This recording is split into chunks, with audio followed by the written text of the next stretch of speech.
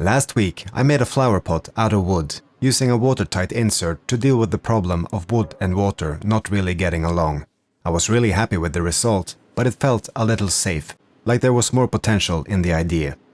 So this time I want to be bolder. I'm taking a chance on both the material combination and on more unusual shapes, and that can go either way.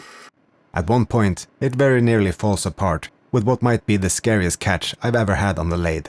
But in the end, we'll see if pushing it a bit further was actually worth it.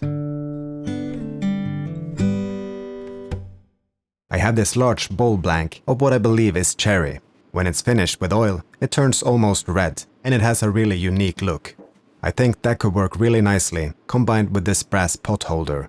Compared to the hidden insert in my last attempt, this one will be a visible part of the design, and I'm hoping the combination works. Let's get it mounted on the lathe and start working on the shape.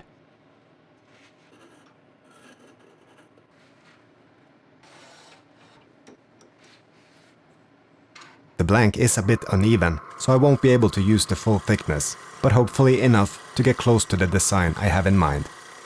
Where the last pot had a fairly safe rounded shape, I want to try something more concave this time. The cherry is really nice to turn and a pleasure to work with.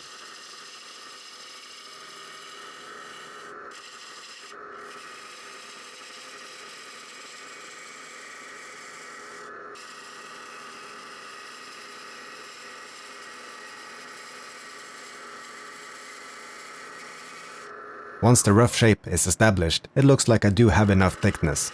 I flatten the top to make things easier when working on the recess for the insert in the next hold.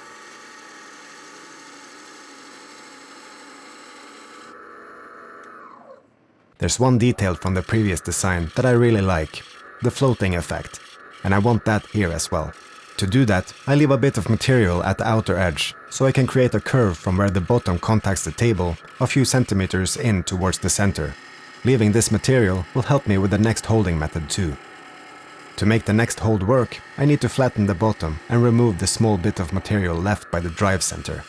This is a slightly awkward working position for me, and this is where things go wrong. I use a few different tools to remove material, and when I start creeping up on the drive center, I switch to a small bowl gouge. It's thin and prone to vibration. I don't think I was doing anything wrong, but then the tool catches.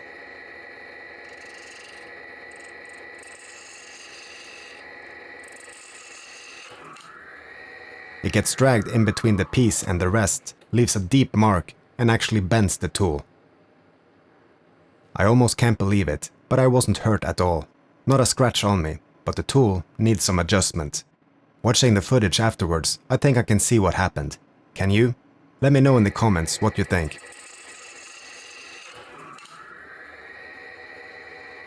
Now let's clean this up.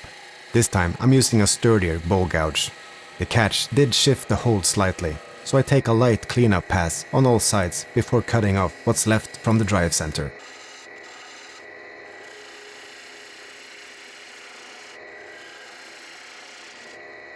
No more small bowl gouges in tight places. I'm using the saw. To work on the recess for the insert, I switched to my jumbo jaws, or button jaws as they're called in the UK, thanks to the commenter who pointed that out. I take it slow, working towards the outside diameter of the insert and the right depth.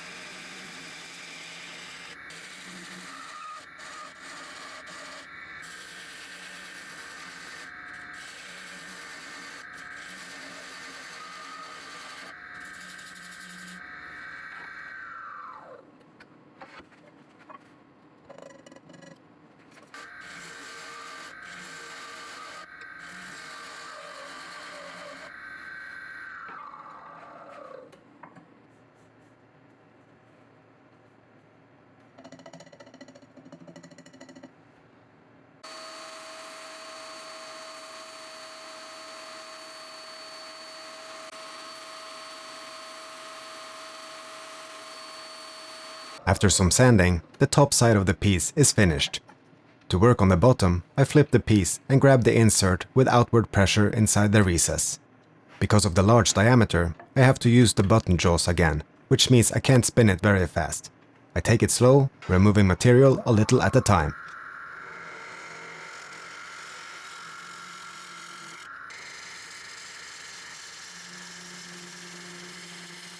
I shape a gentle curve towards the edge to get the floating effect. It looks like I left just enough thickness there to get a clean curve and a nice outside edge.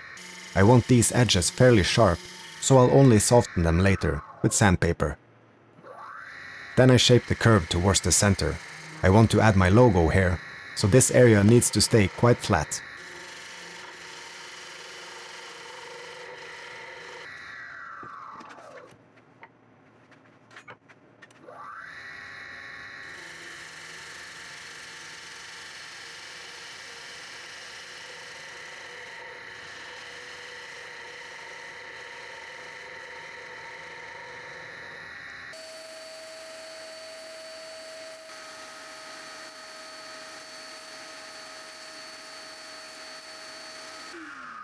After sanding, the bottom looks clean and elegant.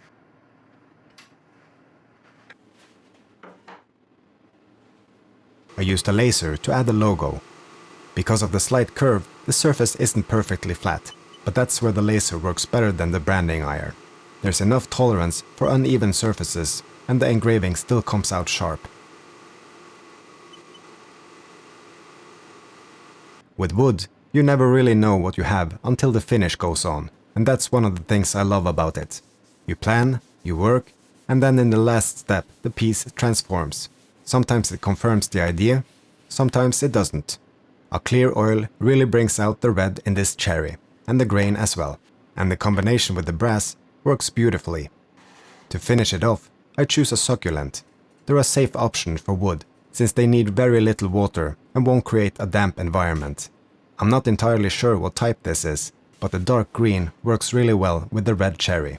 To add contrast between the dark green and the dark red, I use a light colored sand with a subtle hint of red.